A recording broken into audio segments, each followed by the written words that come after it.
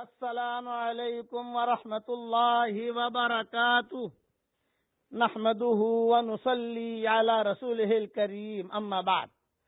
آج کا سبق سن لیجئے۔ آج کے سبق کی سرخی ہے حضور صلی اللہ علیہ وسلم کی سیرت، پارٹ نمبر 47۔ حضرت صہیب کے اسلام لانے کا قصہ مختصر سن لو۔ حضرت صہیب جو تھے یہ رومی تھے، اور کسی روم کے پانی کے جہاز میں یہ معمار تھے۔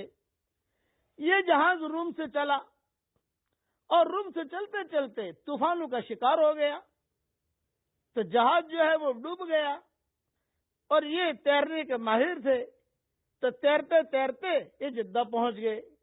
جب جدہ پہنچے تو لوگوں سے کہا کہ بھئی میں یہاں تو آیا ہوں، لیکن یہاں قریب میں کوئی بستی ہو تو میں وہاں چلا جاؤں، میں زندگی گزاروں۔ فرمایا کہ بھئی ہمارے یہاں بکہ ہے، قریب میں ایک بستی ہے چھوٹی سی بکہ، وہاں چلے جاؤ۔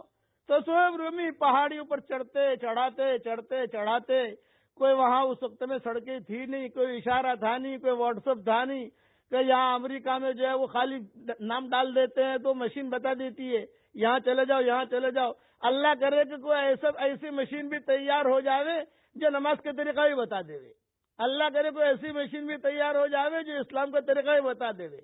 اللہ کرے، میں ایپل والوں کو کہہ رہا ہوں کہ تم نے ساری مشینیں بنائی ہیں، ایسی مشین بھی بناؤ یار کہ جو خالی بٹن دباؤ اور کم سے کم اسلام کا طریقہ، نماز کا طریقہ، غسل کرنے کا طریقہ یہ بھی تو آ جاوے۔ اب وہ دور تھا، عجیب دور تھا۔ چنانچہ مکہ مکرمہ آئے صہیب رومی، اور وہ دیکھتے رہے کہ بھی یہاں مکہ میں تو بتوں کی پوجا پاٹ ہو رہی ہے، لیکن کسی نے آ کر کہا کہ بھئی صدیق اکبر نے کہا، بعض روایتوں میں یہ ہے کہ دوسروں نے کہا کہ بھئی یہ محمد ہیں، یہ اللہ کے نبی ہیں، تو وہ تو حق ڈھونڈ ہی رہے تھے۔ چنانچہ وہ بھی مسلمان ہو گئے۔ حضرت عمار ابن یاسر یہ بھی مسلمان ہو گئے۔ اچھا، جب نماز کا وقت آتا تو آپ سب نے مشورہ کیا کہ بھئی ہماری جماعت اب بڑھ گئی ہے، کافی لوگ جمع ہو گئے ہیں، کافی عورتیں جمع ہو گئی ہیں، تو ہم کیا کریں؟ تو یہ بات طے ہوئی مشورے میں آپس میں کہ بھی کسی گھاٹی میں چلے جاویں ہم، یا کسی غار میں چلے جاویں، اور وہاں جا کر چپکے نماز پڑھیں۔ بس، تو آپ کسی گھاٹی میں یا کسی جگہ چلے جاتے، چپکے نماز پڑھتے اپنے ساتھیوں کو لے کر۔ ایک مرتبہ کا قصہ یہ ہے کہ آپ اور حضرت علی کسی جگہ نماز پڑھ رہے تھے، اچانک ابو طالب اس طرف سے آ نکلے۔ ابو طالب کو تو پتا تھا نہیں کہ گھر میں سب ہو رہا ہے، کیونکہ اب گھر تو الگ ہو گیا، ابو طالب غریب تھے، تو حضرت علی کو بھی حضور کو دے دیا کہ بھی ان کو سنبھالو۔ تو حضرت علی نے اس وقت تک اپنے اسلام کو اپنے ماں باپ اور چچا اور دیگر رشتہ داروں سے پوشیدہ رکھا تھا، ظاہر نہیں ہونے دیا تھا۔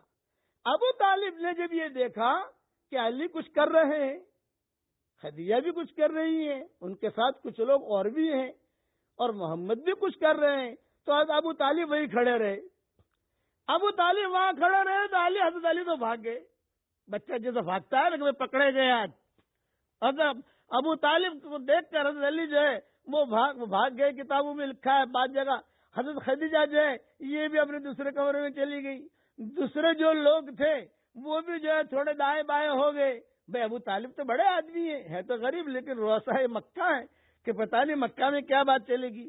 تو ابو طالب نے وہی کھڑے حضور صلی اللہ علیہ وسلم سے مخاطب ہو کر دریافت کیا، اے بھتیجے یہ کیا کر رہے ہو تم؟ یہ کیا دین ہے؟ یعنی کیا کر رہے ہو تم یہ سارے کے سارے مل کر؟ اور یہ کوئی نئی چیز تم لائے ہو مکہ میں، یہ کیسی عبادت ہے؟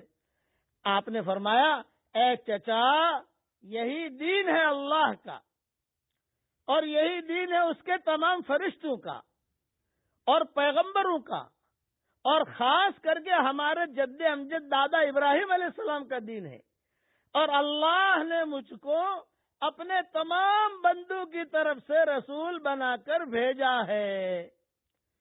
سب سے زیادہ آپ میری نصیحت کے مستحق ہیں کہ آپ کو خیر اور ہدایت کی طرف بلاؤں، اور آپ کو چاہیے کہ سب سے پہلے اے چچا میرے اس بھتیجے کے دین کو آپ قبول فرمائیں، اس ہدایت اور دین برحق کو قبول کریں اور اس بارے میں میرے معین اور مددگار ثابت ہوں۔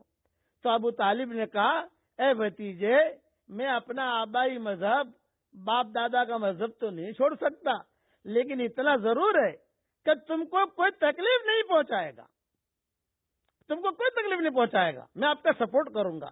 حضرت علی نے وہ درخت کے پیچھے کھڑے ہو کے سن رہے تھے، بھاگے ہوئے تھے، جب یہ بات کہی تو حضرت علی کہے کہ معاملات نارمل ہے، وہ بھی آ گئے اور آ کر بات سننے لگے۔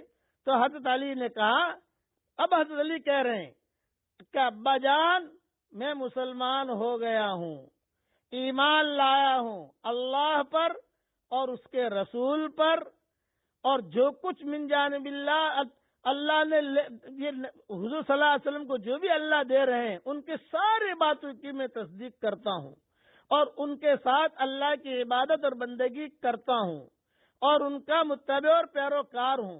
ابو طالب نے کہا بہتر ہے، کوئی بات نہیں، بقیہ تفصیل کل انشاءاللہ پوری کروں گا۔